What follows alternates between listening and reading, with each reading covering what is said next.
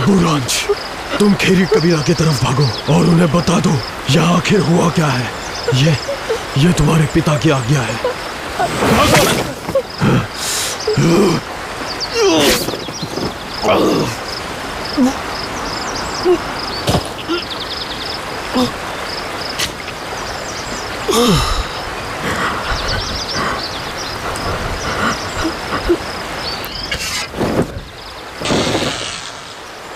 रुको, जाने दो उसे, जाके खबर पहुंचाने दो।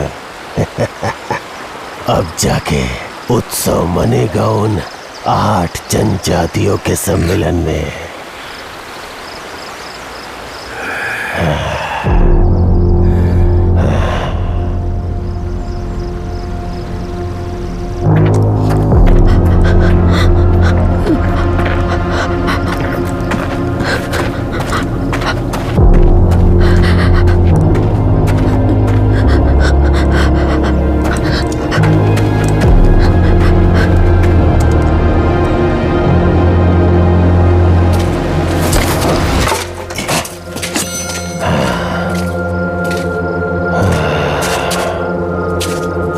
सफेद खोपड़ी,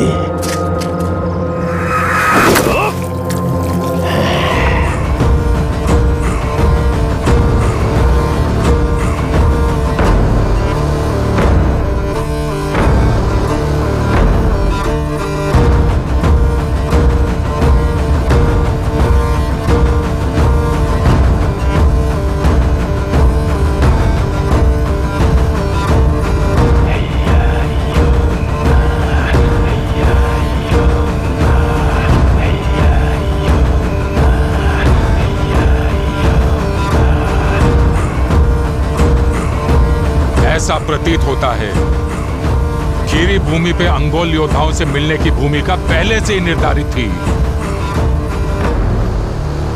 मुझे सरदार जराई इसमें नहीं दिखाई दे रहे हैं। सरदार, मुझे तो इनमें से कोई भी अंगोल योद्धा नहीं लग रहा। मैं किसी को भी नहीं पहचानता हूं।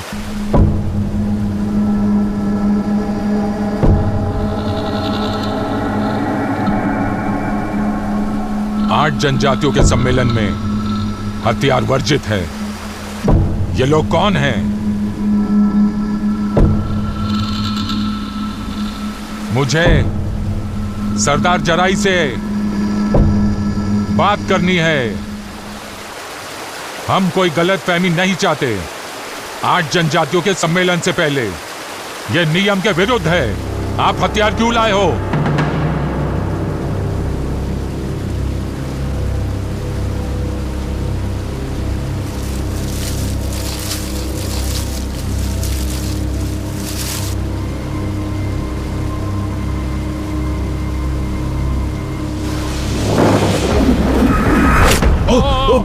सरदार,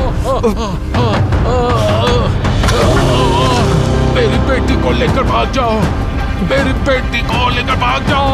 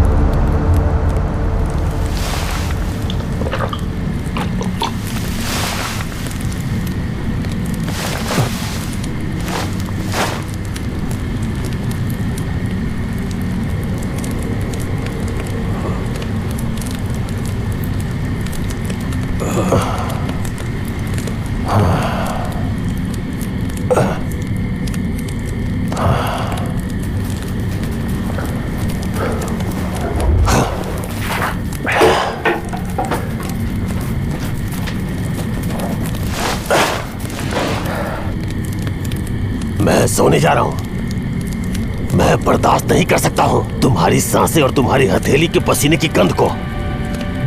जो करना था वो कर दिया, वो मर चुका है। फिर अब क्यों कांप रहे हो? क्या तुम हमारी संधि भूल गए हो? अगर तुम बड़े भाई का कर्तव्य नहीं निभा सकते तो मुझे तुम्हें वो बड़े भाई का सम्मान भी नहीं देना चाहिए।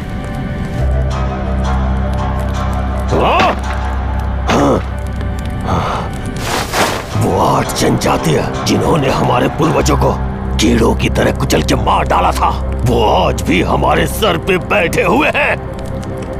हम सफेद खोपड़ी जनजातियों ने अपना वर्चस्व खो दिया है। हम आवारा कुत्तों की तरफ भटक रहे हैं। ना हमारे पास पशु है, ना हम शिकार कर सकते हैं। हम मुर्दाखोर भेड़ियों की तरह मुर्दा लाशों पे जीते हैं। मैं बर्दाश्त नहीं कर सकता ऐसा तुच्छ जीवन।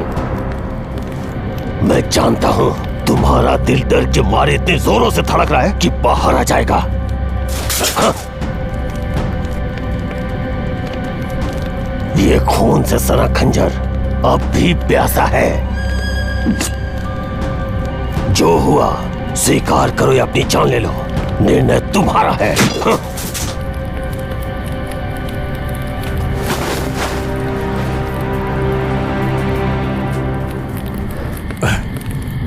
तुम महत्वाकांक्षी हो और बहादुर भी। मेरे भाई स्वर्गंधा रहा होगा जो मुझे ज्येष्ठ पुत्र बनाया। तुम्हें ज्येष्ठ पुत्र होना चाहिए और मुझे अनुज होना चाहिए।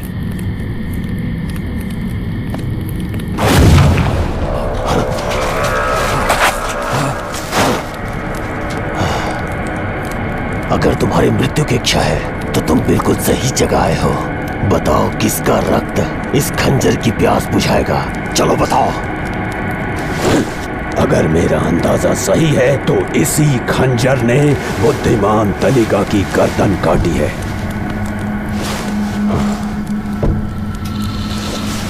अब कार्य समाप्त हो चुका है तो उस पे बेकार की चर्चा की कोई आवश्यकता नहीं है। तुम अजहर हो, सफेद खोपड़ी वाली जनजाति के पराजित मुखिया के गर्म खून बेटे, और तुम खदार हो। तुम हमारे पिता का और हमारा नाम कैसे जानते हो दुष्ट गिद्ध? आज तुम यहां मरोगे, मैं तुम्हारा भेजा निकाल के खा जाऊंगा और तुम्हारी सारी योजना का मुझे पता चल जाएगा। क्या तुम नहीं जानते गिद्ध आसमान में उड़ते हुए ही मौत का आभास कर लेते हैं और उसके घटने की प्रतीक्षा करते हैं।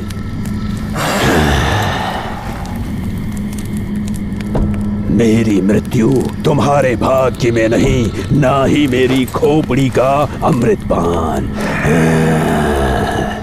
गिद्ध और सफेद खोपड़ी को एक महत्वपूर्ण बात करनी है, इसीलिए बैठो। अमर अजहर। अमर अजहर?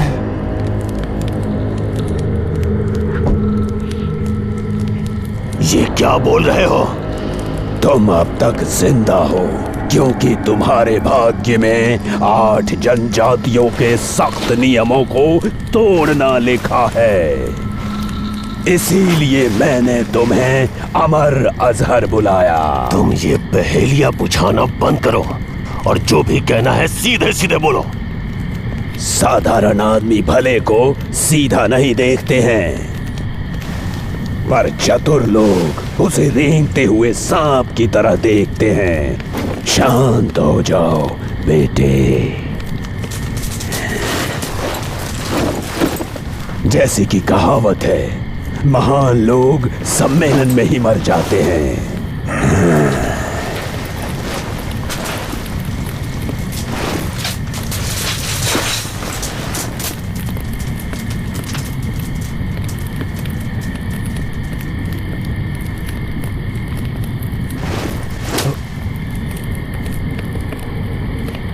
जो भी आदमी इस तरह का खजाना देखेगा वो तुम्हें वहीं मार के धनी बन जाएगा। इस रत्न की कीमत जीवन भर के लिए पर्याप्त है, पर तुम्हारी महत्वाकांक्षा सफेद खोपड़ी जनजाति के वर्चस्व को पुनर्स्थापित करने की है। चुनाव तुम्हारा है। मुझे और बताओ। 8 जनजाति के प्रमुख सरदार अमावस्या को खीरी भूमि पर एकत्रित होंगे, जिसके प्रमुख सरदार की तुमने हत्या की है। उस सम्मेलन में हथियार ले जाना वर्जित है। यही अवसर है जब तुम सफेद खोपड़ी जनजातियों के लिए स्वर्ग का द्वार खोल सकते हो। इसीलिए मेरी बात मानो, अवसर का लाभ उठाओ, या फिर तुम जीवन भर मुर्दाखोरों की तरह भटक कर भेड़ियों का झूठन खाओ। हम अच्छे से जान गए कि इसमें हमारे लिए क्या है। हमें सहयोग करने से तुम्हें क्या लाभ है? ये रत्न, बहुत सारे आदमी, हथियार और घोड़ों के लिए पर्याप्त हैं। जब मृत्यु हो जाएगी तो शब्द पीछे आएंगे। यदि तुम सौदे की अपनी शर्त निभाते हो तो मैं तुम्हें ढूंढकर सब समझा दूंगा।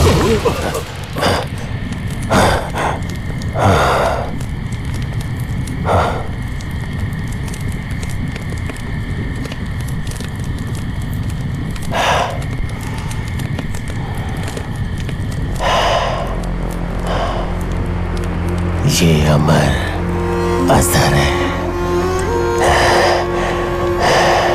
ये अमर असर है।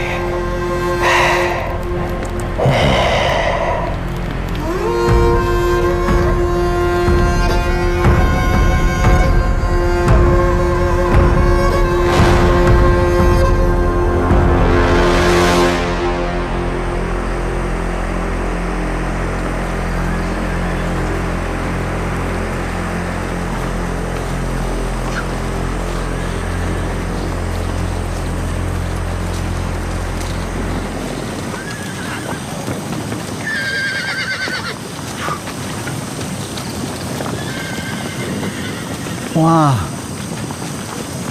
अच्छा ये बताओ, वो चोर अभी भी जीवित है क्या? सरदार अरखल का आदेश है, उन्हें मरने नहीं देना है। अतरंग सोनेक को क्या आवश्यकता आन पड़ी है अतरंग के साथ यहाँ आने की? सुनो सोनेक, इस विषय से तुम्हारा क्या लेना देना है? है, मैं गरीब तो सिर्फ इतना चाहता हूँ कि प्रमुख अरखल के आप गंभीर लड़ाके जो दिन रात पहरा दे रहे थोड़ी देर के लिए विश्राम कर ले। मेरा मानना आप लोगों को कुछ देर अंदर जाके मदिरा पान करना चाहिए। अच्छा, मदिरा अखायत की है ना? अखाई की मदिरा। हमारा पनेक अखाई का पसंदीदा है, आप जानते हैं। जल्दी जाओ, इससे पहले कि पूरा मदिरा खत्म हो जाए। तुम बंदियों पर नजर रखना। है, बंदियों पे भी कड़ी नजर रखना, उनको मत पिला देना। ठीक है, ठीक है।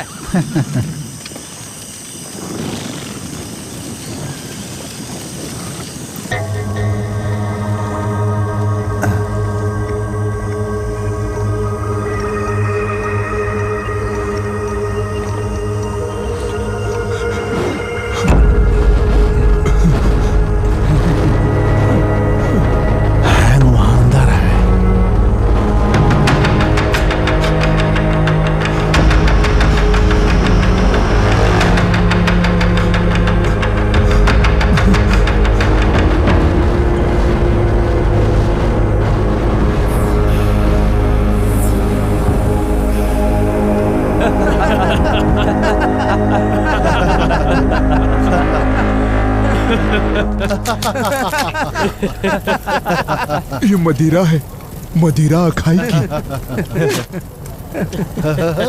क्या? सैनिक, तुम क्यों नहीं प्रयास करते बनने का?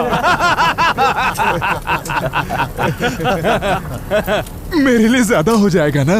अगर मैंने इसे पी लिया तो मैं अपनी होशो आवाज खो बैठूंगा ना सरदार, इसलिए नहीं लूंगा। पहली बार जब मैं गंभीर लड़का बना, देखो मुझे ये मिला था।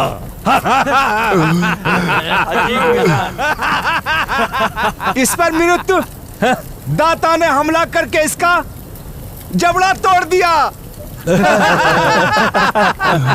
उस दिन से आज तक ये ठीक से खा पी नहीं सकता है। ये सिर्फ पी सकता है। खाने को बोले तो बोलता है नाना।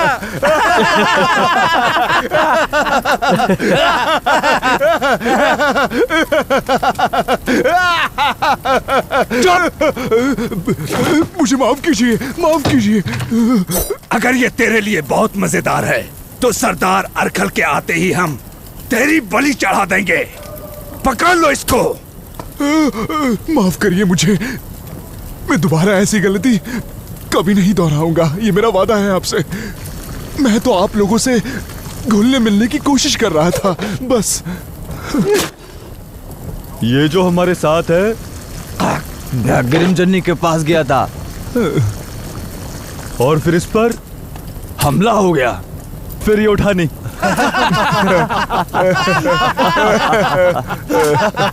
तो फिर आप लोग अपने आप को इस खतरनाक वार से कैसे बचाते हो? अगर ये पूछ रहा है तो मैं इसे बता ही देता हूँ।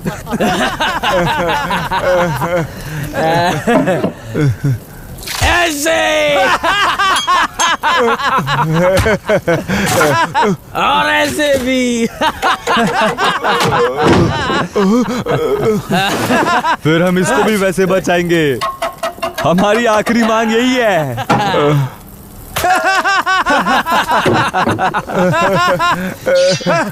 ये ले, बचा इससे अपने आप को। सुनो, अगर तुम सबको मेरी बात पर दिलचस्पी है तो मैं तुम सबको गंभीर यात्रा पर ले चलूंगा।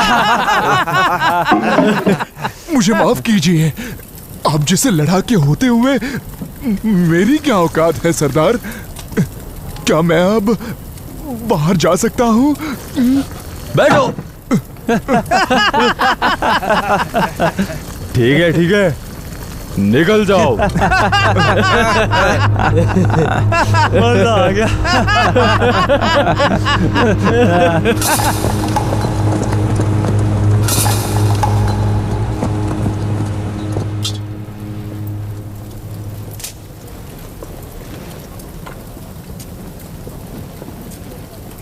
माँ, आप देवता जनजाति की है ना? फिर आपको तो पेड़ पौधों की बहुत जानकारी होगी ना? तो क्या आप मेरी मदद करेंगी ये बताने की कि सबसे सुगंधित फूल कौन से हैं? केवल सुगंधित तो बहुत सारे फूल हैं, लेकिन सुगंध और शुद्धता के लिए जूनिपर सबसे सर्वश्रेष्ठ है। माँ, जब पिताजी सम्मेलन से लौट आएंगे तो मैं अग्निचिन्ह के बीच कुछ समय तक रहूं? ये निर्णय तुम्हारे पिताजी का है, लेकिन बेटा तुम वहां क्यों रहना चाहते हो? मैं शालू के साथ शिकार करना चाहता हूँ। माँ, मैं पहाड़ों पे मैकलेन के साथ 3 दिन जाके जूनिपर लेकर आऊं क्या? 3 दिन के लिए क्या? तुम अगर चाहो तो एक ही दिन में ढेर सारे जूनिपर इकट्ठा कर सकते हो।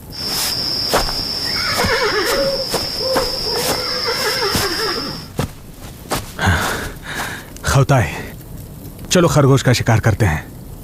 खरगोश का शिकार? क्या हमने ये पहले तय नहीं किया था?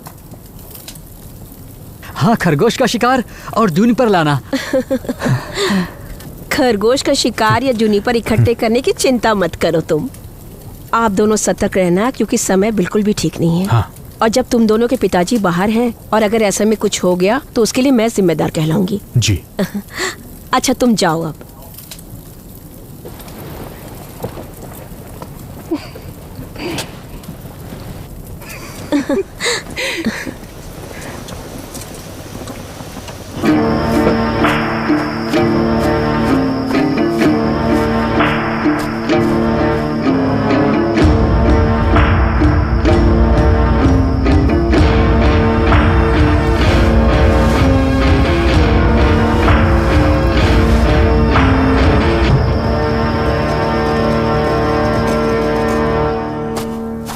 ये दोनों अचानक कहाँ जा रहे हैं?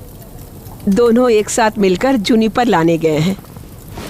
अच्छा, पर मुझे संदेह है कि मेरा मैकलिन गया है सोरखुन से मिलने के लिए, है ना?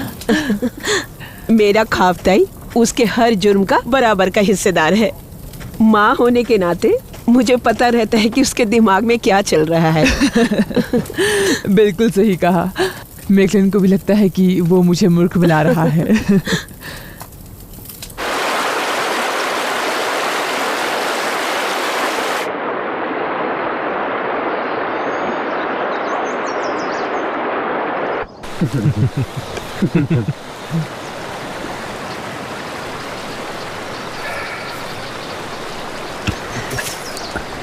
सरखून, वो देखो सरखून आ गई। क्या? कहाँ है?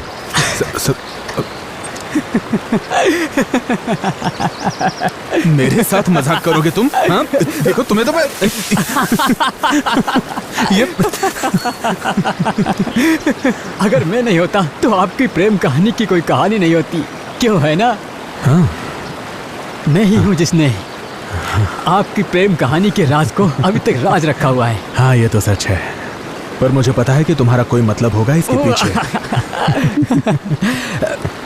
जब सरखून यहाँ जाएगी तो मुझे उनके घोड़े की सवारी करनी मिलेगी।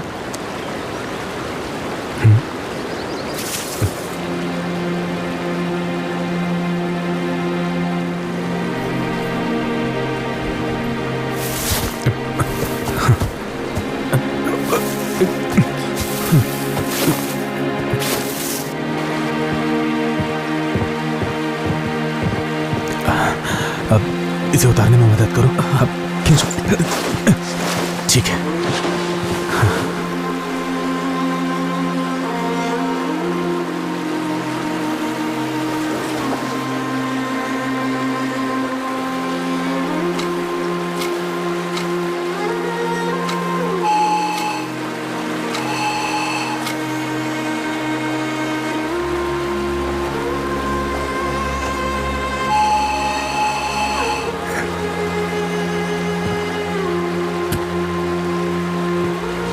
चाचा मैकलिन, घोड़े के बारे में मत भूलना।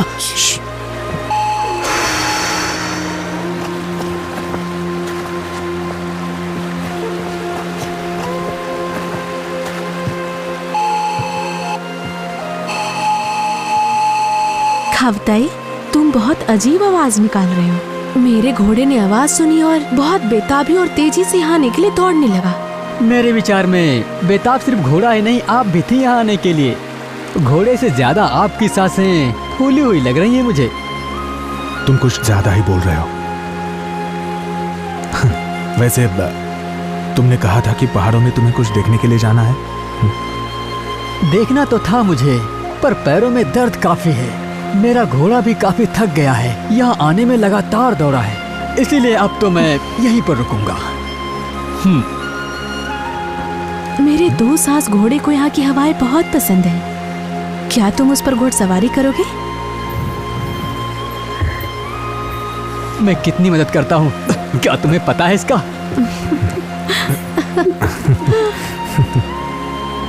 मैं शालू के पास जा रहा हूँ, कुछ दिन के बाद लौटूंगा।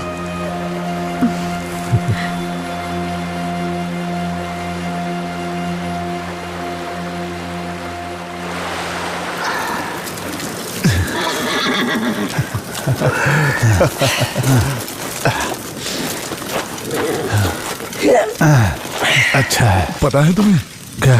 तुम बहुत ही ज्यादा चतुर व्यक्ति हो, बहुत ही खतरनाक हो तुम। बंदों को तो खाना पहुंचाने के लिए क्या लाजवाब योजना बनाई है तुमने मेरे दोस्त। सुनो ना, वो अंदर जो लड़ाके लोग हैं बड़े अजीब लोग हैं दोस्त। वो क्यों? वो सारे घायल हैं और किसी तरह से विकृत हो गए हैं सभी बेचारे। सही में? हाँ, दोस्त मुझे तो लगता है कि हम बहुत ज्यादा भाग्यशाली हैं। हमें तो सिर्फ यहाँ वहाँ संदेश ही तो देना होता है। अच्छा वो सब छोड़ो, तुम थोड़ी वो सामग्री क्यों नहीं ले लेते? क्या सामग्री? अब मुझे फिर बताना पड़ेगा। जाओ। सही है। सुनो, लगता है तुमने गंभीर लड़ाकों को ठीक से समझ लिया है, लेकिन औरत के मामले में तुम अभी भी ना समझ हो। मुझे ना काफी ज्ञान और पहचान है अच्छे घोड़े और अच्छे आदमियों की, लेकिन इतना सब कुछ जानने से कोई फायदा नहीं होगा। औरतों के बारे में तुम कुछ नहीं जानते, ना समझो। लगता है जिन नजरियों से मैं घोड़े को देखते हुए आया हूँ, अब मुझे औरतों को भी वैसे ही देखना होगा। तुम्हारी बातें और ये आग मुझे बहुत गर्म कर रही है, इसे जल्दी से खोलो दोस्त। आज हम लुढ़केंगे नहीं। तो हम लुढ़कने का अभिनय ही कर लेते हैं। अभिनय नहीं।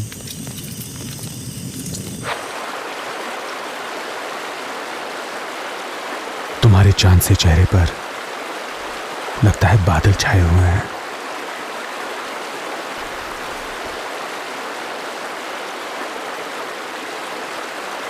मेरे पिता हमारा विवाह नहीं होने देंगे। मेरे लिए उन्हें वो लड़का चाहिए जो भेड़िया अनुष्ठान को सफलतापूर्वक किया हो। पर मैं सिर्फ तुम्हारी कामना करती हूँ। मैं तन मन से सिर्फ तुम्हें चाहती हूँ। सिर्फ तुम मेरे दिल में हो।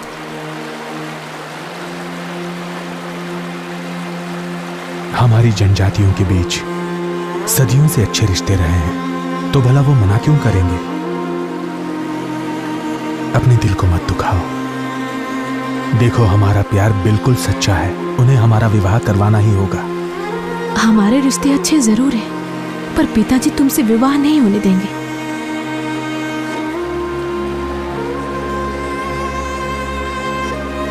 ये हमारी अंतिम भेंट है। मैं तुमसे दोबारा मिलने नहीं आ पाऊंगी। पिताजी की आज्ञा को माननी होगी मुझे। मैं यहाँ इसलिए आ पाई क्योंकि पिताजी सीमलान के लिए गए हुए हैं। मुझे डर है कि पिताजी हमारे बारे में जानकर नाराज न हो जाएं। सरखून, हमारा प्यार मिट नहीं सकता जब तक मौत हमें जुदा ना कर दे। मुझे सूरज पे और तुम्हें चंद्रमा पर भेजकर। भले अनुष्ठान में मुझे सफलता नहीं मिली हो, लेकिन मैं एक अंगोल मर्द हूं और हम वचन देकर निभाते हैं, जान की तक परवाह नहीं करते। हमारी जनजातियों ने हमेशा परंपराओं का आदर और सम्मान किया है। मैं नहीं चाहती कि हमारी वजह से शांति भंग हो।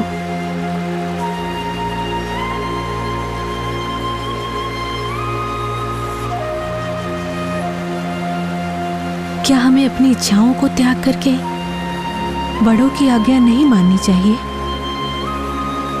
अपना दिल मारकर हर किसी को खुश नहीं करना है हमें। राजनीति और प्रेम संबंध बिल्कुल अलग विषय है। जल्दी खोलो ना, मैं नशे में ऐसे ही लुढ़क रहा हूँ। ये ना, मगर थोड़ा ही पीना तुम।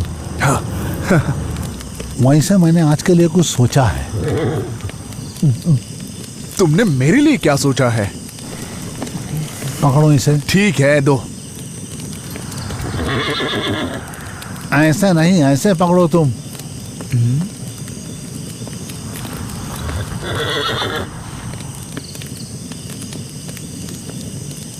ये हमारी अगरछिन जनजाति है और ये अंगुल जनजाति है।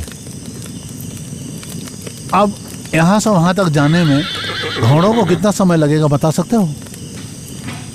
दूसरे सांस घोड़े को यात्रा में ज्यादा समय नहीं लगेगा। अगर सुबह सवारी शुरू करो तो शाम तक वो पहुंचा देगा। यह ठीक है। तो हमारी जनजाति से अंगुल जनजाति जो है 40 माइल की दूरी पर है।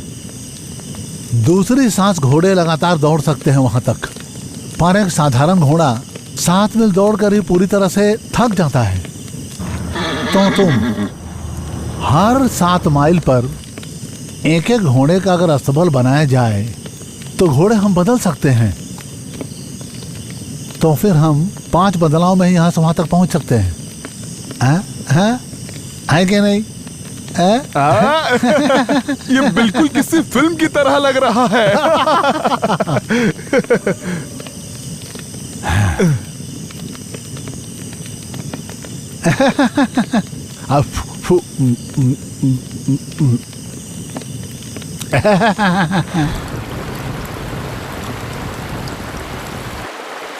मुझे बताती क्यों नहीं तुम्हें क्या तकलीफ है?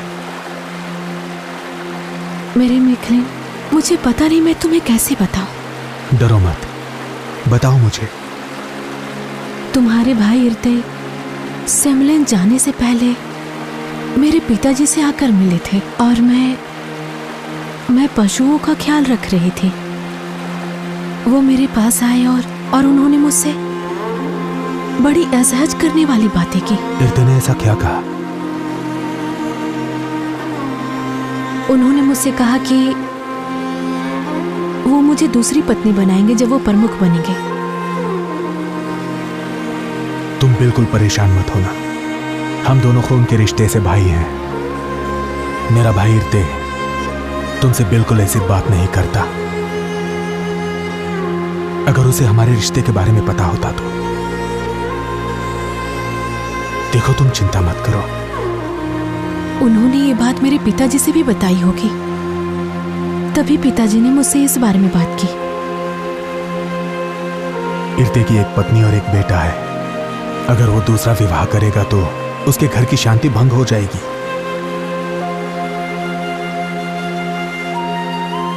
मुझे बहुत घबराहट हो रही है, कहीं मेरे कारण तुम दोनों भाइयों में फूट न पड़ जाए।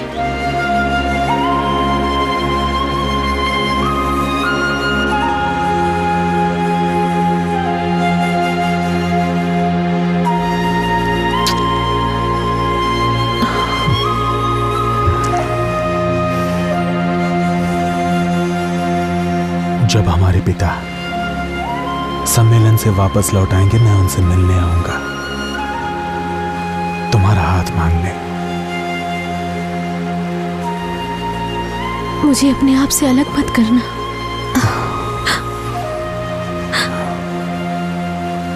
मैं तुम्हें मुझसे अलग नहीं होने दूंगा, चाहे स्वर्ग से ही लड़ना क्यों ना पड़े।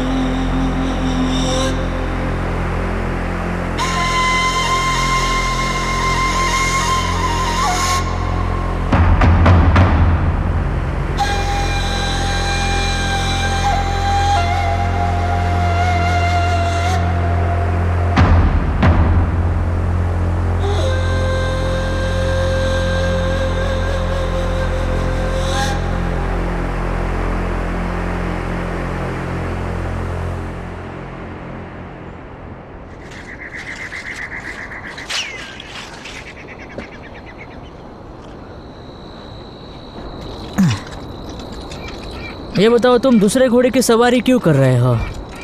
इसे पिताजी ने भेंट किया था अरसाई सरदार को।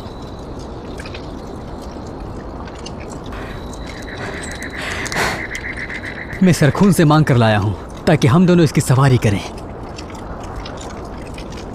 क्या कहा हम दोनों? तुम कहना क्या चाहते हो? शालू, मैंने एक तरीका ढूंढ लिया है ताकि तुम घुड़सवारी कर सको। लगता है आज मेरा अच्छा दिन है। तुमने मेरे लिए क्या सोचा है? एक हंगोल लड़के ने एक अक्षिण को घुड़सवारी कराने का तरीका ढूंढा है।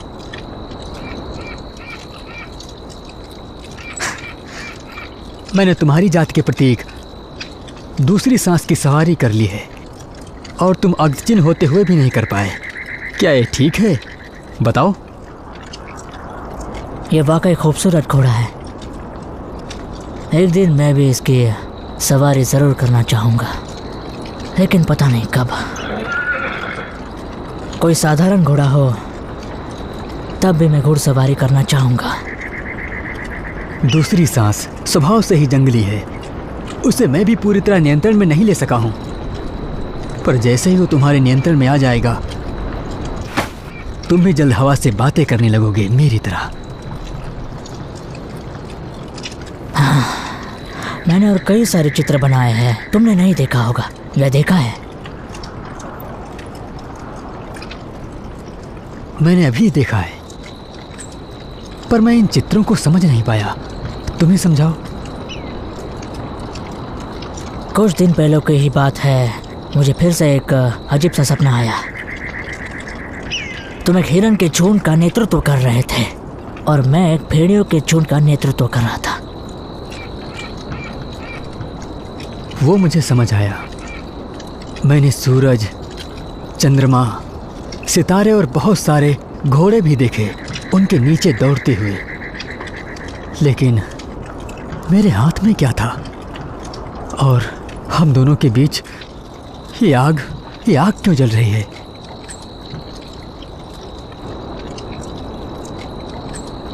मैंने सपने में जो देखा वो तुम्हारे हाथ में है। वो लड़की की बेड़ियां थीं और उसके बाद हड्डियों की कील थी। अजीब है। मैं इस बात को समझ नहीं पाया, इसलिए आगे कुछ भी नहीं बना पाया। और हाँ, एक और बात मेरी समझ के बाहर थी।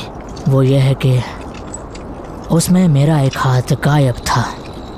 वो धुंधला सा था। हमारे बीच में आग हमारी मित्रता की पुष्टि करता है। मेरा सपना जब पूरा हुआ तब हम दोनों आग के पास शांति से बैठे हुए थे। तो ये निश्चित रूप से आग में तपी हुई दोस्ती है। तो ये तो शुभ संकेत है। तुम्हारी दृष्टि सटीक हो और मेरा दिल साफ और सच्चा हो, यानी कि अब हमारी दोस्ती और गहरी होने वाली है।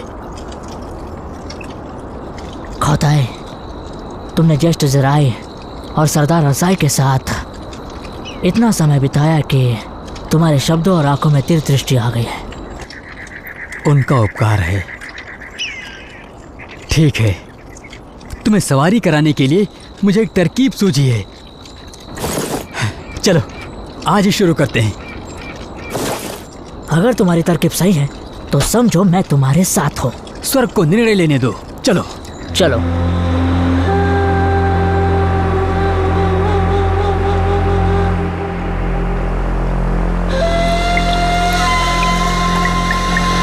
तुम्हारी भेड़िए वाली गंध इन फूलों से बनाए पदार्थ से छुप जाएगी। सुनेग? हाँ।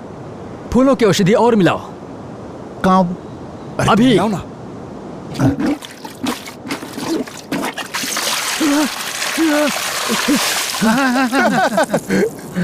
देखो शुद्धता में जूनिपर सबसे अधिक शुद्ध है। एक काम करो, अभी जूनिपर वाला पदार्थ डालो, जल्दी करो। ठीक है।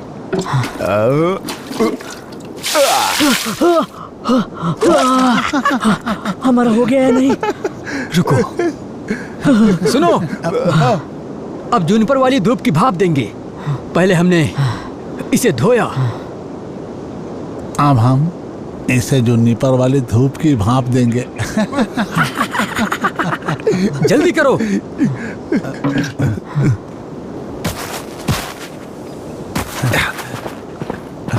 बैठो। ठीक है, अब इसे सूखने दो, फिर हम तुम्हें भाप देंगे।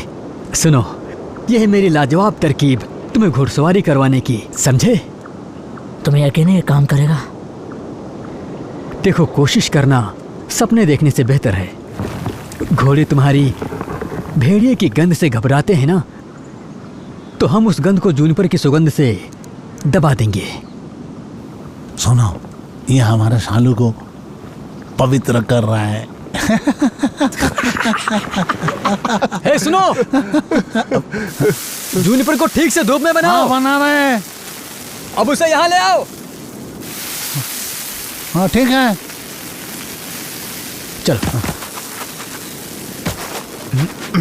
आओ, बैठो। लाओ, मुझे दो।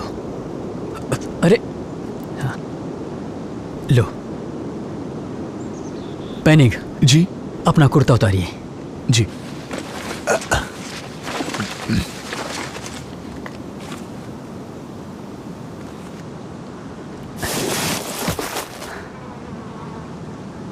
तो अब आप दोनों जाओ और उस क्रिमेलो घोड़े को यहाँ लाओ जो शालो की आंखों में बसा है। जाओ, जल्दी करो। चलो, हाँ। जल्दी चलो, चलो चलो। अभी ने क्रिमेलो वाला घोड़ा चाहिए। क्रिमेलो वाला घोड़ा? चलो चलो चलो, आओ।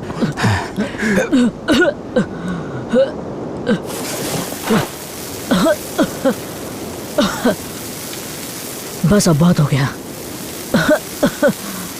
ये धुआं मेरे जान ले लेगा। मर्द बनो, भाप लेते रहो। लो, एक बार हो जाने दो, फिर घुड़सवारी करके ताजी हवा लेकर अपने फेफड़े साफ करते रहना।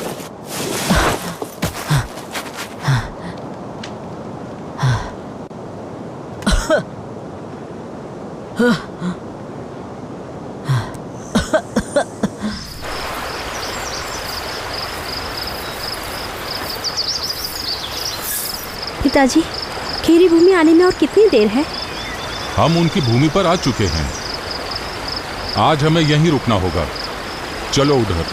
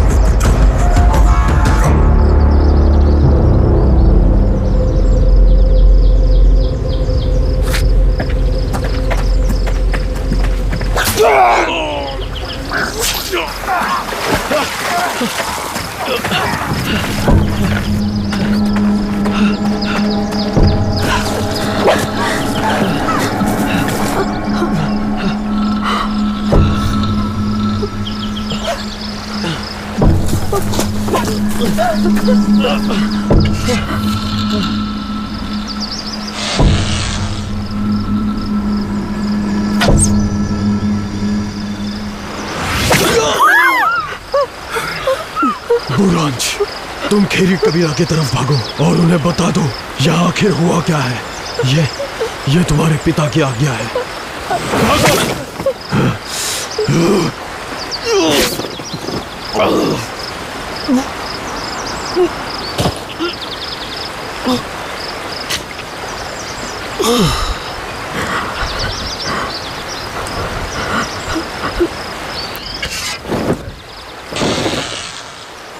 रुको, जाने दो उसे, जाके खबर पहुंचाने दो। अब जाके उत्सव मनेगा उन 8 जनजातियों के सम्मेलन में।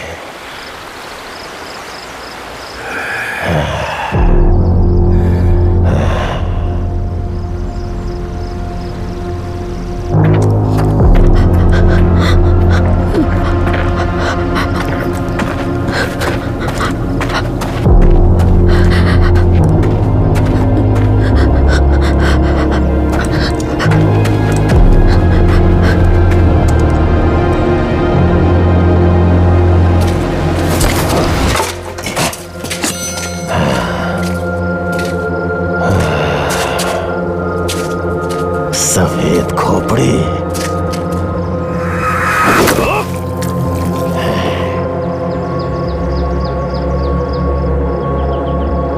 तेरी खोपड़ी।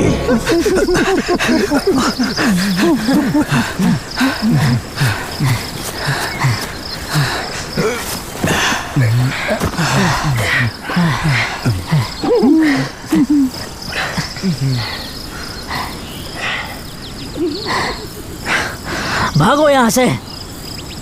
पता है तुम कर सकते थे अगर तुम उसे कस के पकड़ते।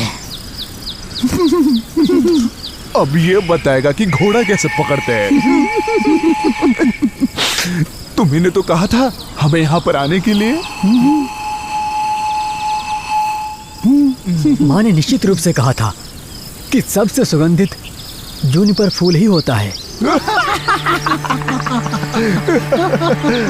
चुप करो।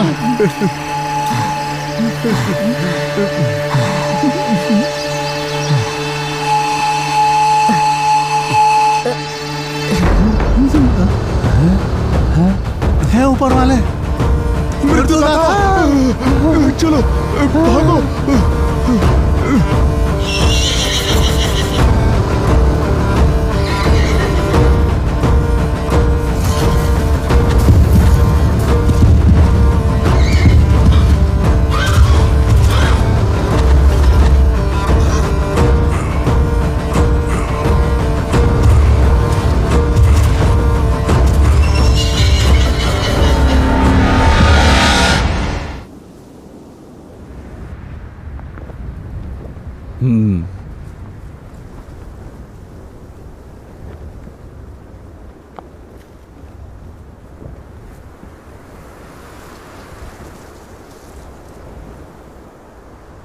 पिताजी, श्रेष्ठ मुकुट।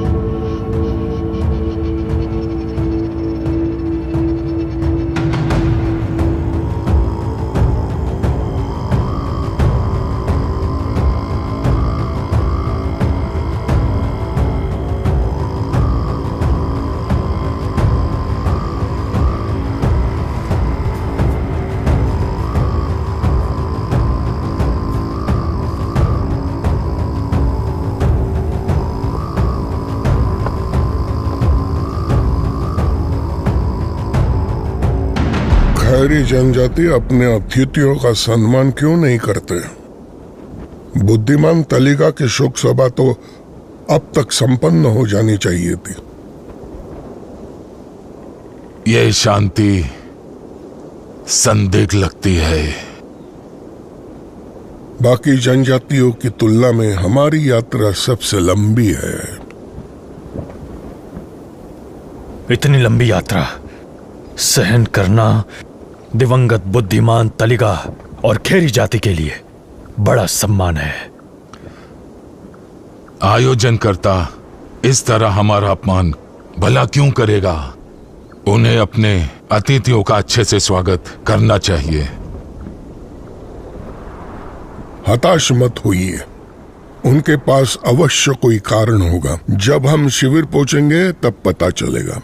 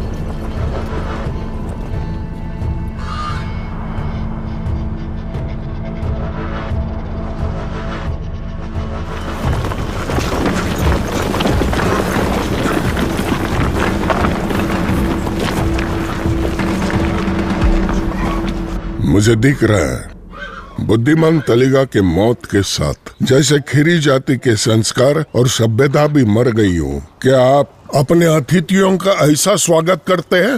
सरदार जराई, आपके अंगोल लोगों ने यहाँ पर नियमों का उल्लंघन किया। क्या अंगोल के लोगों ने हमारे महान सरदार तालिगा की हत्या नहीं की क्या? और सारीन प्रमुख और उनके ध्वजारोहियों का ठंडी पहाड़ी में नरसंहार किया। बुद्धिमान तलिगा की हत्या अंगोल भूमि पर नहीं बल्कि खदान भूमि पर हुई है, और सारीन प्रमुख उनकी हत्या हम क्यों करेंगे? हमें उन्हें मारकर क्या फायदा मिलेगा? हम तो यहाँ चर्चा और विमर्श करने आए हैं, है ना? चर्चा कई रूप धारण करती है। सारीन की राजकुमारी बोरोंच बहुत मुश्किल से बची और उसने हम सबको बताया कि हमला अंगोल लोगों ने किया। आप समझ रहे हैं मेरी बात? मैं पदधारी श्रेष्ठ प्रमुख हूं। तुम्हारे प्रमुख को खो देना तुम्हें बहाना नहीं दे देता श्रेष्ठ प्रमुख का तिरस्कार करने। हम इस बात की तह तक जाएंगे। सभा में सब बातों पे फैसला होगा। हमें आदेश है जुलूस और अंगोल लोगों के घोड़ों को जब्त करने का और उनके प्रमुखों को छोड़कर सबको बंदी बनाने का आदेश है जब तक इस पर निर्णय नहीं हो जाता। प्रतिरोध का परिणाम मृत्यु के बराबर है।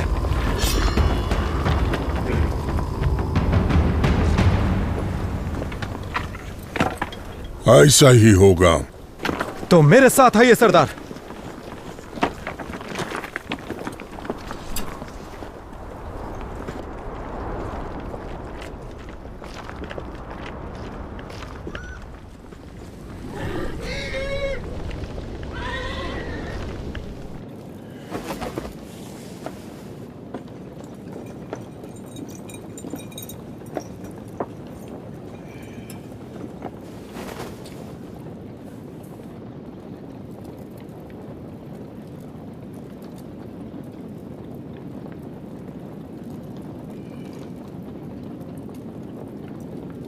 सरदार जराई, आपने नियम तोड़े हैं।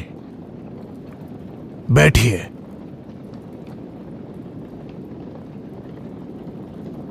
आपने कहा बुद्धिमान तलिगा की हत्या यदि खदान भूमि में हुई है तो खदान जाति का विषय है। आपके दूत ने कहा कोई भी घटना यदि व्यापार मार्ग पे हो या फिर राज्य रहित भूमि पर हो तो वो भी 8 जनजाति का विषय होगा। इसका मतलब जो आक्रमण सरीन जाति के भूमि पर हुआ वो भी 8 जनजाति का विषय होना चाहिए। खादू, कृपया शांत रहिए। अगर हम लड़े तो ये मरघट बन जाएगा। प्रबुद्ध लोगों की सभा नहीं रहेगी। यहां पे पदधारी श्रेष्ठ प्रमुख जराई जी भी हैं, तो तुम्हें स्वयं को श्रेष्ठ समझने की जरूरत नहीं। कृपया शांत रहिए। इस वक्त शांति बनाए रखना जरूरी है। अभी लड़ाई कोई विकल्प नहीं है। इस वक्त हमारे बीच प्रमुख जराई हैं। ये बताएंगे क्या करना है। सबसे पहले हम एकता चाहते हैं। हम एकता का कठिन मार्ग लेंगे, ना कि पतन का। अग्नि को लेकर आओ।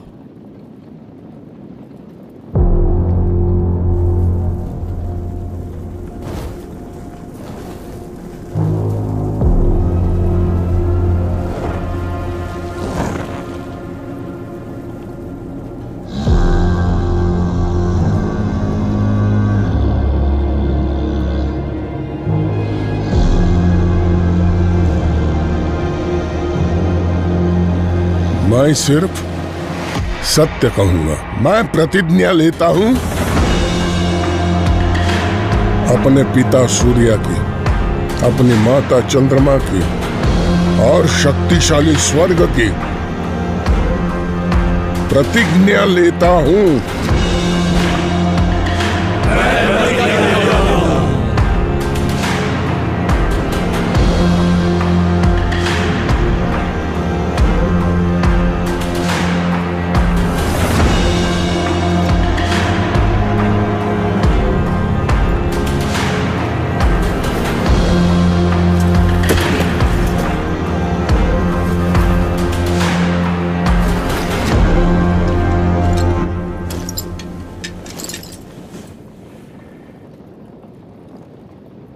सारिन जाति की बोरंच, हमें बताइए आपने क्या देखा?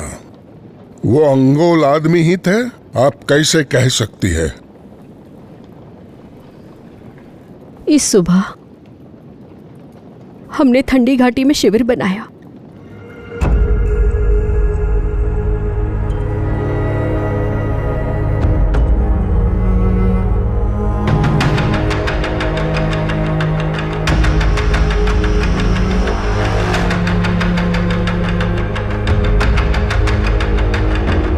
पर कुछ अंगोल हिरन ध्वजाधारी लोगों ने हमें घेर लिया और बगैर कुछ कहे हमारे ऊपर हमला कर दिया। बुरांश, तुम खेरी कबीरा की तरफ भागो और उन्हें बता दो यह आखिर हुआ क्या है। ये तुम्हारे पिता की आज्ञा है। भागो।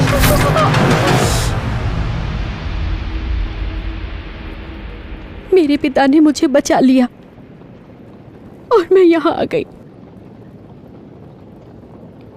खदान के खादू, अब आप बोलिए, क्या आपका आरोप है कि बुद्धिमान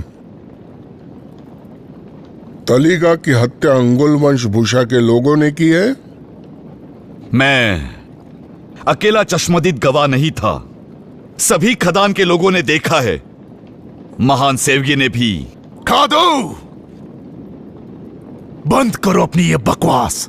तुम विश्वासघाती और एकदम मक्कार हो। तुमने मेरे पिता की हत्या घर में की और अब तुम यहां सफेद झूठ बोल रहे हो। तुमसे ये बिल्कुल भी उम्मीद नहीं थी। खारखोई,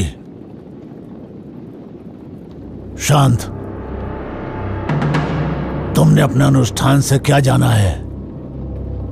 क्या यही संस्कार है तुम्हारे?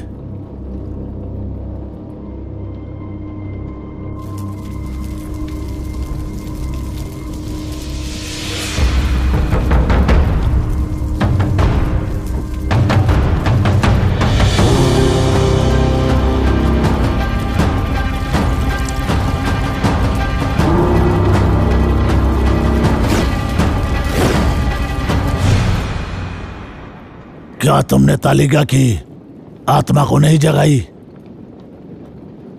किसी ने अनुष्ठान में मेरे कुल देवता का बहुत अपमान किया था, जिससे मैं बहुत नाखुश हूं। बुद्धिमान तालिगा और स्वर्ग ने खेरी जाति को त्याग दिया। इस सब का दोषी मैं खादू को मानता हूं।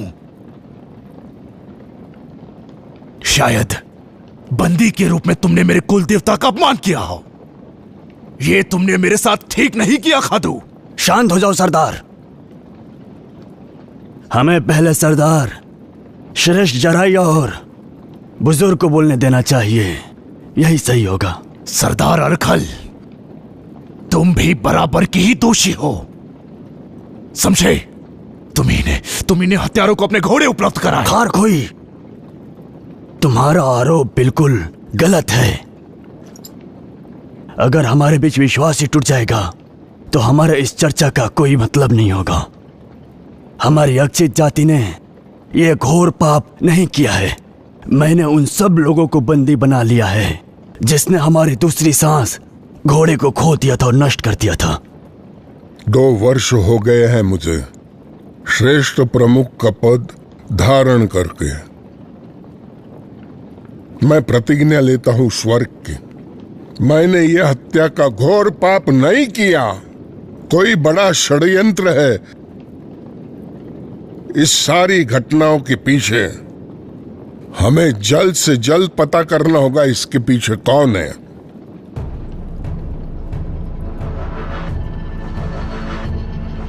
कृपया मेरी बात सुने सरदार। अंगोल और चुनूस पड़ोसी जनजाति रहे प्राचीन काल से। मैं दोनों जनजातियों से हर आदमी को बहुत अच्छे से जानता हूं। हत्या करने वाला कोई भी व्यक्ति भेड़िया जनजाति से नहीं हो सकता। मैं अपने ताबीज की कसम खाता हूं। कई साल पहले आपके पूर्वजों को व्यापार मार्ग पर लूटा गया था। दोनों जनजाति के लोग तब बुरी तरह से मारे गए थे। उम्मीद है आप अपना बदला लेने के लिए समय व्यर्थ नहीं करेंगे जब तक आप महान सरदार ना बन जाए। मैंने ठीक कहा ना? हमारे पूर्वजों ने यह विषय अपनी चिता के साथ स्वाहा कर दिया था। मैं पुराने घाव इसलिए नहीं खोरा दूंगा क्योंकि आज मैं श्रेष्ठ प्रमुख हूं। आप सब समझे? शायद आपकी इच्छा इस पद को हमेशा के लिए हथियाने की हो और हमारे प्रमुख सरदार बनने की हो। खादू, तुम दुस्साहसी पिल्ले हो। अपनी हद में रहकर ही अपना मुंह खोलो, समझे? तुम जानते भी हो कि किस पे कीचड़ उछाल रहे हो? जरा सोचो। हम यहां तुम्हारे अपराध का न्याय करने आए हैं, है ना? दूसरों पर दोष मत डालो जिससे कि तुम्हारे दोष से ध्यान भटक जाए। अंगोल वेश, अक्षिन के दूसरे सांस घोड़े, दरखत के कीले, क्या ये सब तुम्हारी योजना नहीं है? बोलो। युवाओं, सभा की मर्यादा रखो।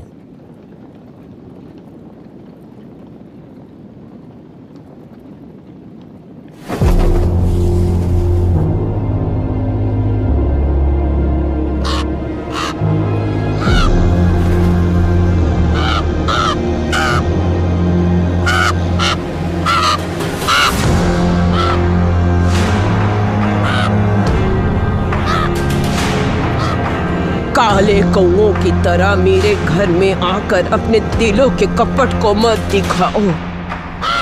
जब महान तेलगा की आत्मा मुझ में प्रवेश की थी तब उन्होंने 8 जनजातियों के बारे में मुझसे कहा था।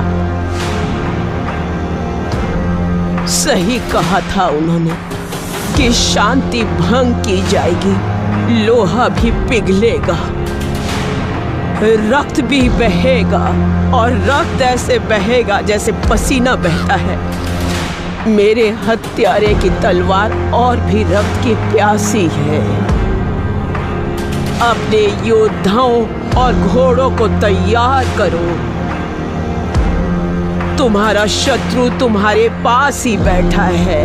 उनकी आत्मा ने यही कहा था। ये आत्मा का क्या मतलब है? कौन है वो शत्रु जो हमारे बीच बैठा है? मैं तो सिर्फ एक माध्यम हूं आत्मा और तुम्हारे बीच की। एक तांत्रिक जो सुन तो सकती है पर देख नहीं सकती। इस खूनी कृत्य का निपटारा एक ही बार में हमेशा के लिए कर देना चाहिए और दोषी को कड़ी से कड़ी सजा मिलनी चाहिए। देखिए, मुझे अंदर जाने दीजिए। मुझे बुद्धिमान तेलिका से बात करनी है। मुझे बुद्धिमान तेलिका से बात करनी है। ये बहुत जरूरी काम है। क्षमा करें सरदार, तेलिका से बात करनी होगी। व्यापारी गोश्त के दूतों का कहना है उनके मार्ग में नरसंहार हुआ है। मुझे जाने दीजिए। देखिए, अरे उसे अंदर लाओ। मुझे जाने दीजिए। उसे अंदर आने दो। हे बुद्धिमान तेलिका, मुझे क्षमा कीजिए बुद्धिमान तेलिका। मेरे सरदार को पापियों से मुक्त कीजिए, हम पर दया कीजिए। बुद्धिमान तेलिका यहाँ नहीं है। बुद्धिमान तेलिका नहीं है? मुझे उन्हीं से बात करनी है। क्या चाहिए तुम्हें? सरकार, मुझे मुक्ति चाहिए जो बुद्धिमान तेलिका ही मुझे दे सकते हैं। तुम क्या चाहते हो? हमें बताओ, हुआ क्या है? आप श्रेष्ठ प्रमुख जराए हैं मेरे मालिक। भरी दोपहर में विदेशी आक्रमणकारियों ने हमारे कारवां पर आक्रमण करके बहुतों को मौत के घाट उतार दिया मालिक। क्या ये निर्णय नहीं हुआ था कि 8 जनजातियां मिलकर व्यापारी मार्ग पे शांति स्थापित करेंगे? क्या तुम्हारे कारवां पर हमला हुआ है? क्या व्यापारी गोश्त ठीक है? व्यापारी गोश्त घायल है और हमारे 10 लोग मारे गए। तुम उन हमलावरों की पहचान बता सकते हो? उनके सर सफेद खोपड़ियों की तरह थे। वो बहुत ही क्रूर थे। उन्होंने लाशों से सर काट दिए। तुम्हारा मतलब है लंबे समय से विलुप्त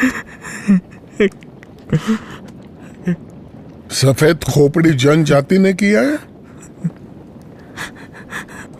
मुझे कैसे मालूम होगा मालिक?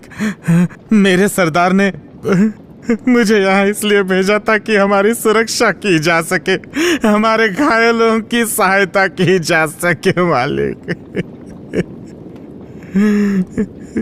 ऐसा प्रतीत होता है कि सारी समस्याओं में सफेद खोपड़ी जनजाति के बचे हुए लोगों का हाथ है।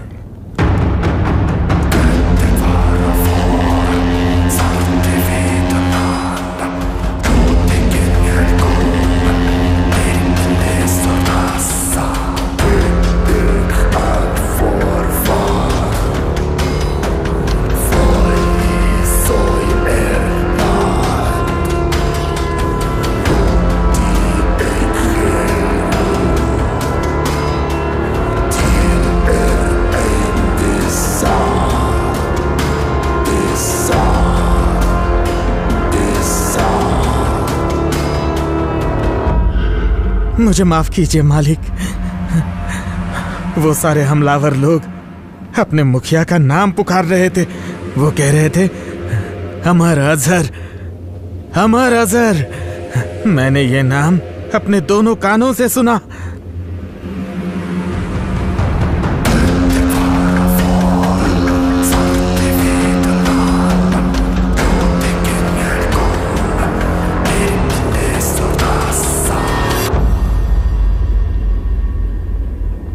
तो तुम जा सकते हो। जी।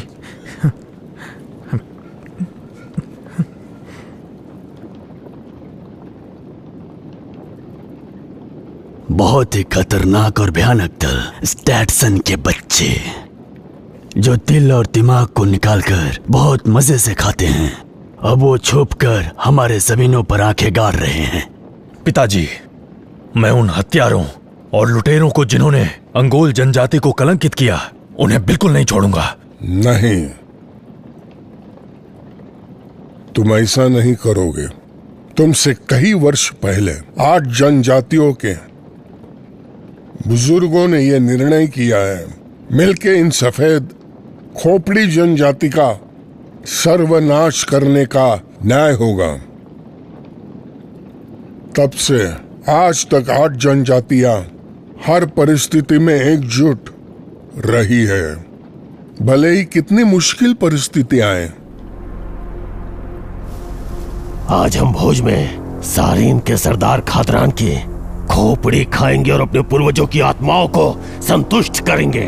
और 2 दिन के बाद अंगोल के सरदार जराई और चोनोस के सरदार अरसाई दोनों की खोपड़ी खाएंगे। बोलो हाँ।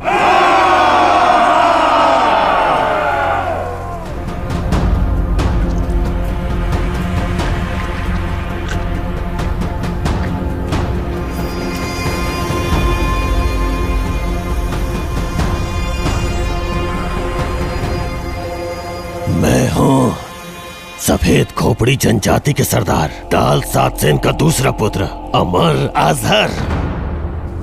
स्टेप्स के 8 जनजातियों ने सोचा था हमारा वंश समाप्त हो गया, हमारे विलुप्त होने का उत्सव मनाया गया। पर अब उन्हें पता चलेगा कि हम सही वक्त के प्रतीक्षा में थे और अब हमारे प्रतिशोध की घड़ी आ गई है। मैंने खदान भूमि पे खेरे के सरदार थलाइगा की हत्या की। मैंने ठंडी घाटी में हत्या की सारीन के सरदार खातरान की।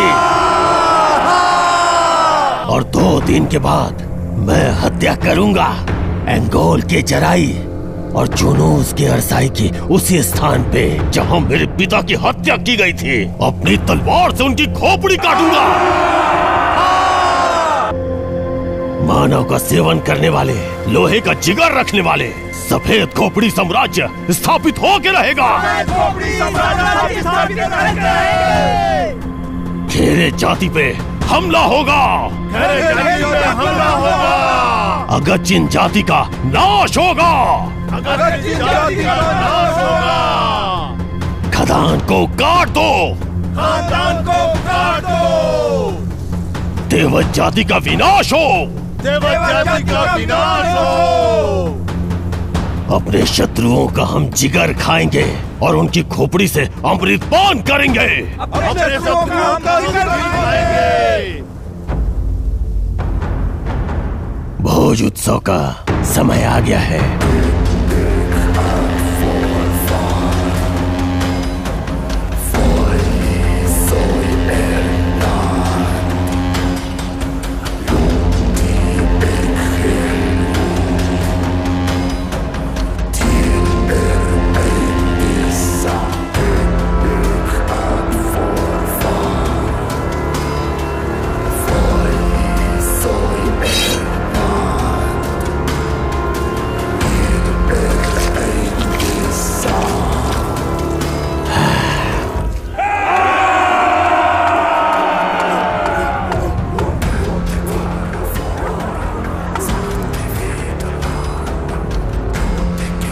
इसका भेजा निकाल के हमारे भाइयों को खिला दो।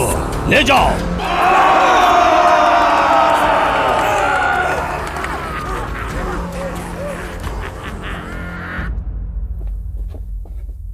क्षमा करें सरदार, हम ठंडी घाटी से सरीन के मरे हुए लोगों की लाशें ले आए हैं। आप देख सकते हैं।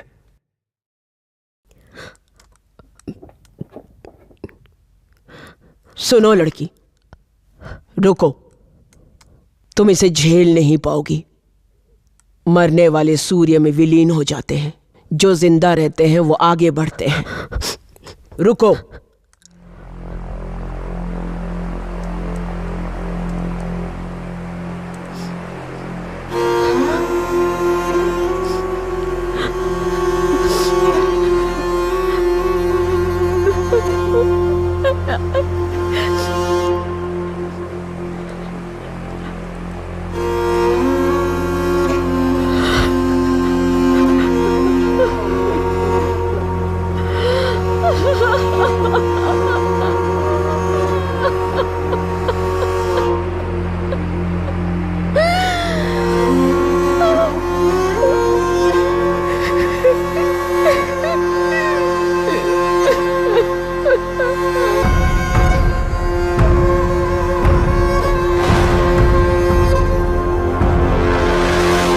ये हथियार तो हम लोगों का नहीं है।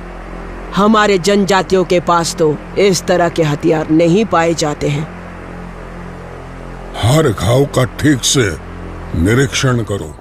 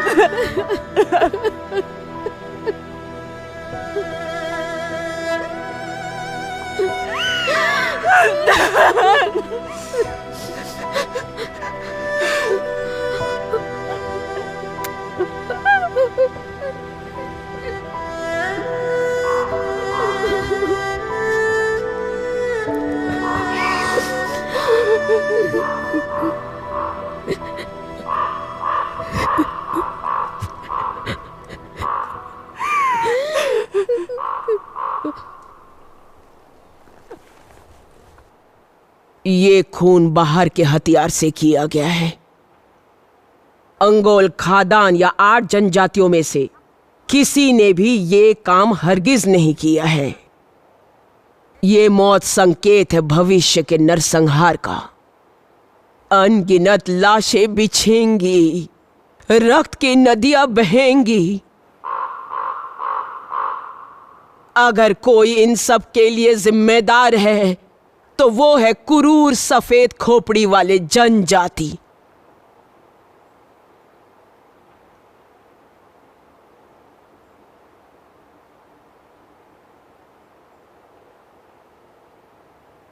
हमें हर हाल में बचे हुए सफेद खोपड़ी जनजातियों को चुन चुन के मारना होगा।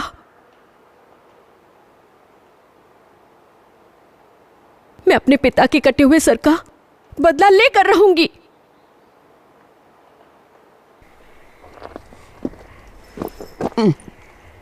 दिल में बदले की भावना लेकर जल्दबाजी में कोई कदम मत उठाओ। तुम्हारा जिंदा रहना अभी बहुत जरूरी है। तुम चाहो तो बदला तुम कभी भी ले सकती हो। अगर तुम मर गई तो खादरान वंश भी खत्म हो जाएगा। तांत्रिक अम्मा के अनुसार हत्यारे विदेशी हैं। यह नरसंहार विलुप्त सफेद खोपड़ी जनजाति का कृत्य दिखाई पड़ता है। तो हमें व्यापारी गोस की सहायता करनी चाहिए और साथ में उनसे कुछ जानकारी भी हमें हासिल करनी चाहिए। खदान के खादू बिल्कुल सही कह रहे हैं। 8 जनजातियों का कर्तव्य है कि व्यापार मार्ग पर शांति बनी रहे, पर व्यापारी गोस का कारवा लुट गया। उन्होंने सफेद खोपड़ी के चेहरे भी देखे हैं। अगर हत्यारों को पहचान ना पाए तो भी हथियार तो पहचान ही लेंगे। हमें उन्हें यहाँ पर बुलवाना चाहिए। खेरी के योद्धाओं, जल्दी जाओ, घोष और उसके लोगों को यहां ले आओ, जल्दी। सरदार अरखल, अपने ध्वजाधारियों को भेजिए और हर जनजातियों तक ये सूचना पहुंचाकर उन लोगों को सूचित कीजिए। सफेद खोपड़ी जाति का अगला प्रहार कहीं भी हो सकता है। ठीक है सरदार, मैं एक बार फिर से लोगों को भेजूंगा। इस कठिनाई की घड़ी में सारी अधिपत्य की पदवी राजकुमारी आप ग्रहण कीजिए।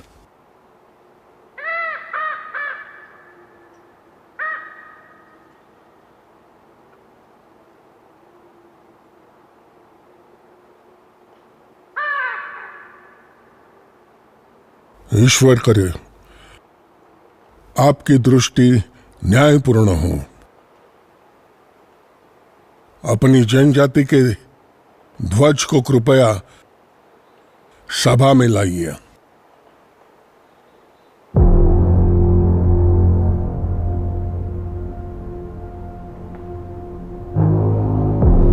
अब इस ध्वज को आपको ही आगे लेकर बढ़ना होगा।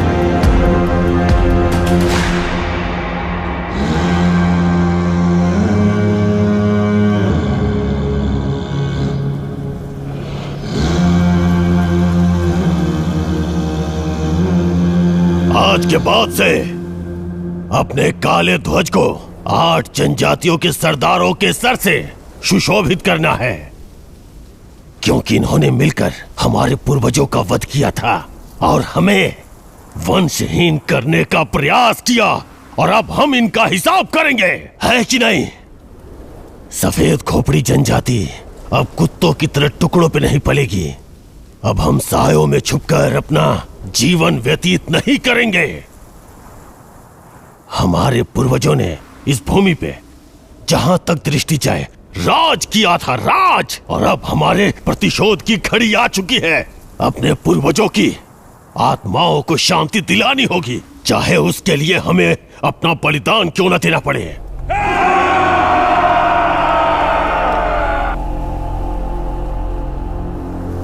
इनकी स्त्रियां शोक में चीखेंगी, पुरुषों की हत्या कर दो, इन्हें वंशहीन कर दो, इनके अस्तित्व को हमेशा के लिए मिटा दो।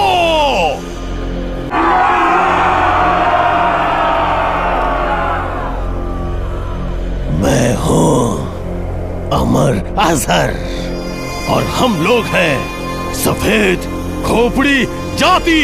अमर अजहर, हम हैं सफेद खोपड़ी जाति। अमर अजहर।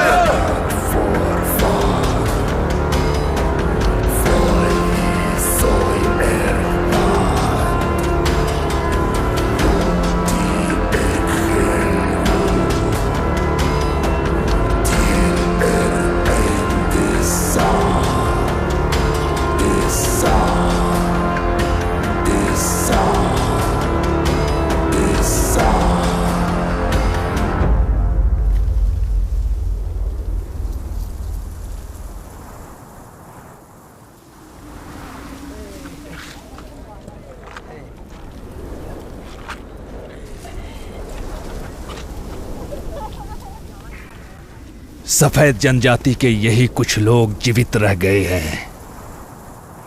अगर हम युद्ध में मारे गए तो हमारी पूरी की पूरी जनजाति विलुप्त हो जाएगी। औरतों और बच्चों को हमें सुरक्षित रखना चाहिए। भूल गए अब तक कैसे जीवित रहे? भाग्य में जीवित रहना हो तो हर हाल में जीवित रहेंगे, मरना होता तो अब तक मर चुके होते। इन औरतों और बच्चों में सफेद खोपड़ी का रक्त है। या तो हम एक साथ राज करेंगे या मरेंगे। कम से कम थोड़े बच्चों को तो सुरक्षित कर दो। तुम युद्ध से डर रहे हो ना? तुम्हारे सीने में घबराए हुए दिल की धड़कन मैं सुन पा रहा हूं। ये औरतें और बच्चे भी तुमसे ज्यादा वीर हैं। उन्हें ढाल बना के तुम अपना दयनीय जीवन बचाना चाहते हो, लेकिन मैं तुम्हारी तरफ कभी मुड़ के भी नहीं देखूंगा। भूल जाओ।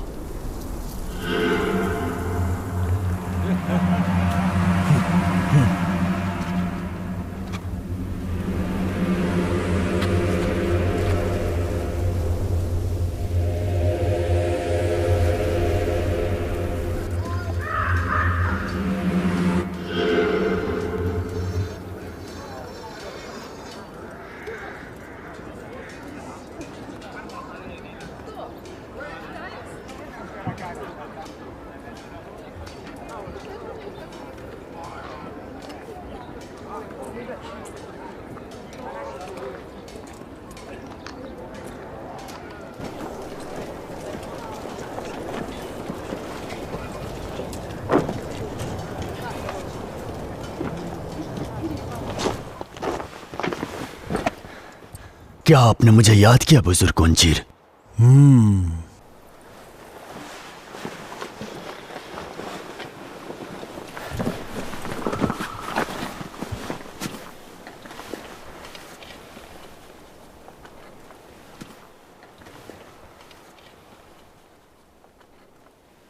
क्षमा करें, आपके स्वास्थ्य और कुशलता के बारे में मैं नहीं पूछ सका सभा की गंभीरता के कारण। आप ठीक तो है ना? मैं बिल्कुल ठीक हूँ, बिल्कुल ठीक। आप बताइए, आप कैसे हैं? मैं भी बिल्कुल ठीक हूँ। मैं आशा करता हूँ कि आप थके नहीं होंगे इस लंबे सफर से। आपको तो दूध ही भेज देना चाहिए था। अपने आप को इतना कष्ट देने की क्या जरूरत थी? मैं झेल सकता हूँ, आप चिंता ना करें। लेकिन शायद ये सभा मेरे लिए कहीं आखिरी सभा न हो जाए, ऐसा लगता है मुझे।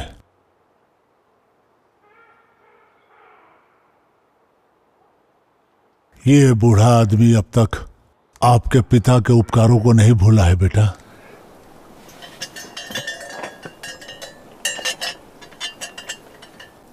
मैंने बहुत प्रेम और आस्था से ये कारीगरी किया है सिर्फ तुम्हारे लिए। शुक्रिया सरदार। मेरे पिताजी ने हमेशा बिना उम्मीद के आपका साथ दिया। आप इस तरह से अपने आप को तकलीफ क्यों दे रहे हैं? आप कृपया ये संकोच ना करें। आपके पिता तो सूर्य के साथ हैं। मैं जानता हूं कि तुम्हारे पिता ने मुझसे कभी भी कोई अपेक्षा नहीं रखी थी बेटा, ये मैं भली भांति जानता हूं। लेकिन मैं कृतज्ञ हूं उनका, इसलिए ये मैंने उनके उपकार के बदले में बनाया है। मेरी आस्था और भावनाएं इसमें जुड़ी है, इसलिए ये तुम इसे स्वीकार कर लो बेटा। जी, इसके लिए आपको बहुत बहुत धन्यवाद।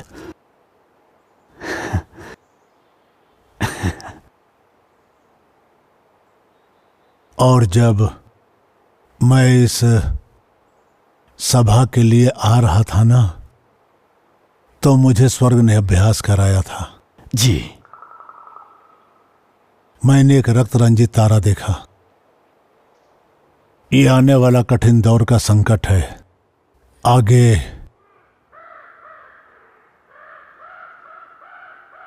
विकट परिस्थितियों का सामना हो सकता है बेटा। घोड़े विश्राम नहीं कर पाएंगे, या शायद ये एक बूढ़े व्यक्ति का अकारण भय हो या मनगढ़ंत कल्पना। हमारी 2 घोड़ियों ने 2 जुड़वों को जन्म दिया, इसलिए मुझे भी ऐसे ही कुछ संकेत मिले हैं। इस बात को मैं भी जानता हूँ। हमारी भूमि इस साल सूर्य की किरणों से बिल्कुल भी रूबरू नहीं हुई है। ऐसा लग रहा है जैसे सूर्य देवता हमसे रूठ गए हैं।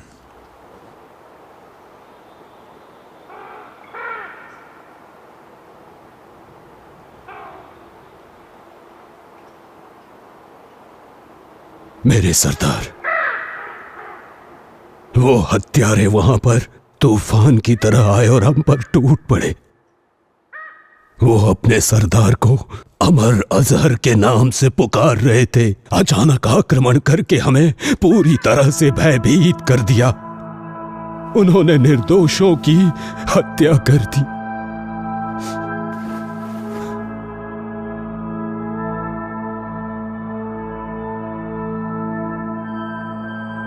उम्मीद है आप ठीक होंगे। व्यापारी गो अपने सफर से पुनः वापस आ गए हैं। आप सभी को बुलाया गया है। लगता है अब हमें विदेशियों से कोई गुप्त जानकारी लेनी होगी। जी सरदार, आपने बिल्कुल सही कहा। हमें विदेशियों से जानकारी लेनी चाहिए।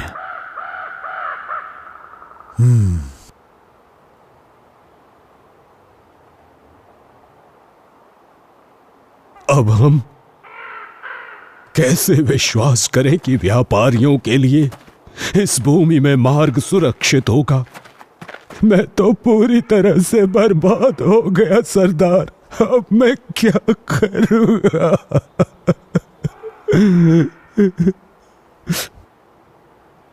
पहले तुम्हारी सुरक्षा जरूरी है। अपने आप को भाग्यशाली समझो।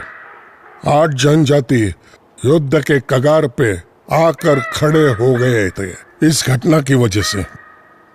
क्या तुम जानते हो, बुद्धिमान तलिका भी गुजर चुके। हाँ, सुना मैंने।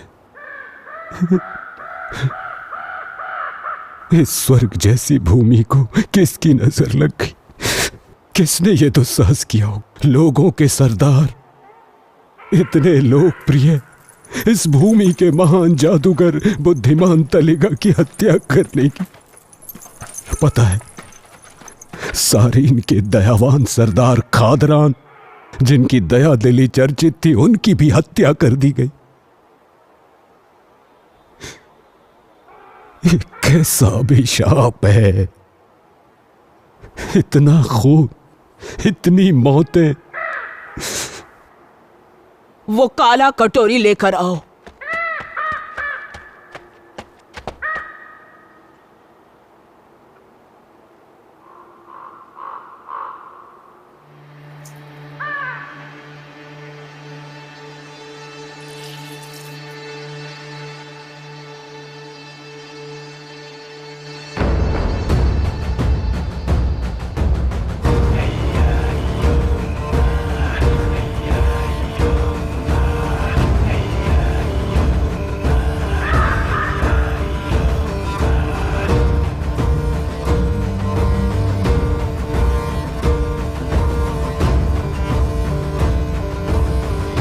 ये रक्त से सना हुआ हथियार बहुत ही कठोर और ठंडा है, तांबे की तरह सख्त और बर्फ की तरह बहुत ही ठंडा है।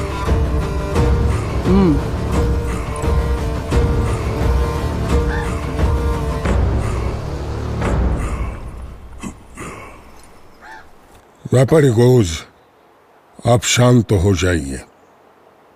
हमें बहुत सारे विषय सुलझाने हैं अपने क्षेत्र में लौटने से पहले। सफेद खोपड़ी दोबारा किसी जनजाति पर आक्रमण कर सकते हैं हमारे पीठ पीछे। इसलिए कृपया अपने दुख बाहर छोड़ के भीतर आइएगा।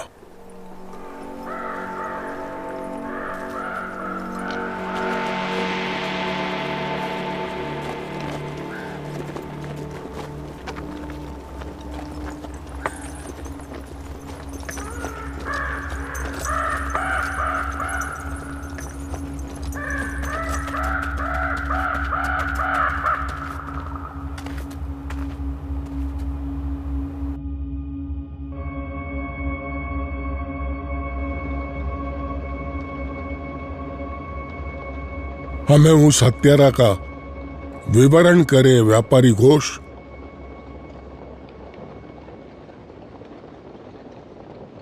जैसे कि तांत्रिक अम्मा ने कहा, हथियार कठोर और बर्फ की तरह ठंडा है, तांबे सा सख्त तिमूर कहलाता है ये। मैंने हथियार देखा जरूर, पर मैं कोई विशेषज्ञ नहीं कि इसका विश्लेषण कर सकूं। तिमूर की तरह के तलवार कुछ सालों से प्रचलन में है, पहले ये अस्तित्व में नहीं था। कई विदेशी जनजातियां इसे बनाने के लिए बड़ी मात्रा में कड़वा चूर्ण खरीद रही है। कड़वा चूर्ण? जी सरदार, इस हथियार के निर्माण के लिए दक्षिण दिशा में मिलने वाले एक विशेष कड़वे चूर्ण की बहुत मांग है। तिमूर, तो वो हथियार विशेष कड़वे चूर्ण से बनाते हैं? मुझे उसकी प्रक्रिया नहीं पता, वो मैं जान नहीं पाया। सिर्फ इतना पता चला कि उस विशेष कड़वे चूर्ण की मांग बढ़ गई है।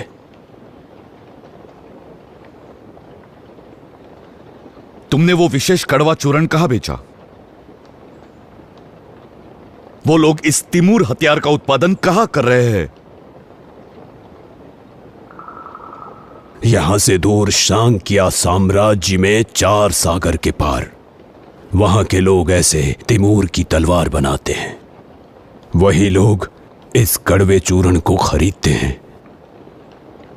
तिमूर का उपयोग सिर्फ तलवार नहीं, बल्कि कई हथियारों के निर्माण में हो रहा है, लेकिन मुझे उनका पता नहीं। यानी यहाँ के 33 जनजाति के परे इस तिमूर से हथियार बनाए जा रहे हैं इस भूमि पर। यह तो एक घनघोर युद्ध का संकेत है। अगर सरदारों को आपत्ति ना हो तो आप में से कोई मुझे अपनी तलवार दें। तलवार लाओ।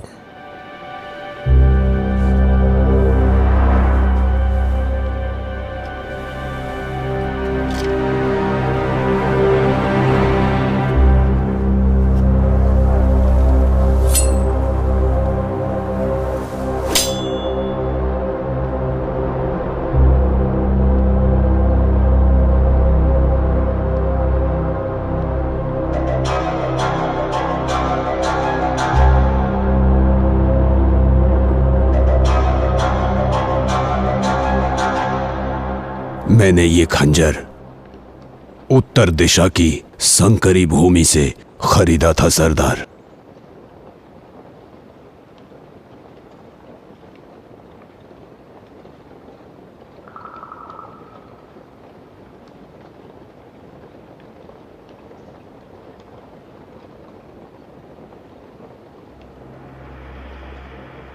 इस हथियार से ऐसी दुर्गंध आ रही है जिससे सैरियन जाति की हत्या हुई थी। मैं कुछ और कहने की अनुमति चाहता हूं। जब बुद्धिमान तलिगा खदान भूमि के लिए रवाना हुए थे तो एक रात उन्होंने हमारे शहर में विश्राम किया था और वहीं पर उन्होंने सांकेतिक भाषा में कुछ कहा था।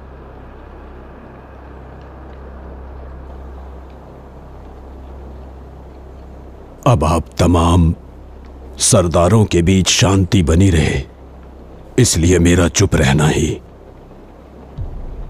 बेहतर है। मैं अब कुछ नहीं कहूंगा सरदारों। हमें बताओ कि बुद्धिमान तलिगा ने क्या कहा था। बुद्धिमान तलिगा ने कहा था, ये वर्ष भाग्य का वर्ष होगा। आकाश हिल जाएंगे, पृथ्वी फट जाएगी। मुझे भविष्यवाणी के अनुसार मुझे ढूंढना होगा उस भाग्य के प्राप्तकर्ता को। मैं अकेले ही यात्रा करूंगा। इस भाग्य के वर्ष में एक पुत्र जिसे स्वर्ग का आशीर्वाद प्राप्त होगा, वही सारी शक्तियों को धारण करेगा। सर्वशक्तिमान एक युवा भेड़िया शक्तिशाली भेड़ियों को हराएगा। स्वर्ग की उस पर विशेष कृपा होगी, ऐसा कहा था उन्होंने।